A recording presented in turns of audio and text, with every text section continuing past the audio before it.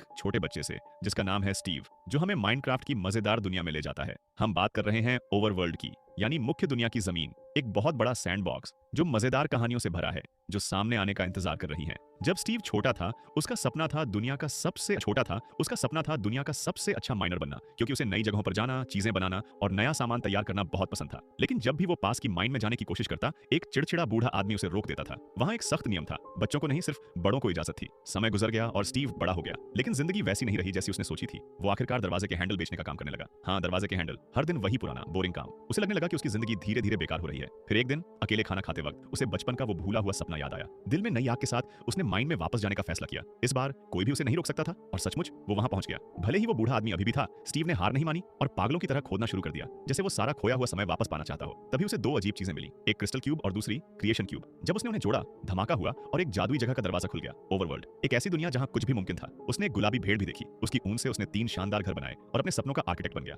अपनी सैर के दौरान स्टीव की मुलाकात ई के जंगली भेड़िए से हुई, जिसने पहले उसे खाने की कोशिश की, लेकिन एक रसीली फीमर बोन से उसने उस जानवर को पाल लिया और उसका नाम रखा डेनिस। उस पल से वो दोनों गहरे दोस्त बन गए। साथ में उन्होंने कमाल की चीजें बनाई, दुनिया को अपने तरीके से ढाला और जल्द ही सारे जानवर उनके साथ शांति से रहने लगे। समय बीतता गया, वो बनाते रहे, नई जगह देखते रहे, नई चीजें खोजते रहे। फिर एक दिन स्टीव को कुछ पुरानी खंडहर मिले। वहां अंदर एकदम सही जगह पर रखा हुआ एक संदूक था। उस संदूक में एक नया पोर्टल था। ये पोर्टल अंडरवर्ल्ड की ओर जाता था, जिसे नेदर कहते हैं। एक अंधेरी टेढ़ी मेढ़ी दुनिया जहां क्रिएटिविटी नाम की कोई चीज नहीं थी। ये जगह पिगलिन्स से भरी थी, लालची बेरहम पिग जैसे जीव, और ये सब एक ताकतवर जादूगरनी मलगोशा के लिए काम करते थे। ये पिग विच बचपन में मुश्किल हालात की वजह से बुरी बन गई थी। वो डांसर बनना चाहती थी, लेकिन उसके अपने लोगों ने उसका मजाक उड़ाया, यहाँ तक कि उसके पिता ने उसे घर से निकाल दिया, उसे शर्मिंदगी कहा। तब से वो सिर्फ नफरत के सहारे जी रही थी। मलगोशा को क्रिएशन क्यूब चाहिए था, वो इसे लेकर सारी दुनिया पर राज करना चाहती थी। लेकिन स्टीव, जो चालाक और बहादुर था, और भी लेकर भाग निकला। उसने वो और भी डेनिस को दिया और एक मिशन सौंपा, इसे अर्थ पर ले जाओ और ऐसी जगह छुपाओ जहां कोई न ढूंढ सके। डेनिस ने ये कर दिखाया। उसने दुनिया पार की और उस सबसे ताकतवर आर्टिफैक्ट को स्टीव के वाटर बेड के नीचे छुपा दिया। जब तक वो वहां है, मुख्य दुनिया सुरक्षित है। सालों बाद हम मिलते हैं गैरेट गैरिसन से,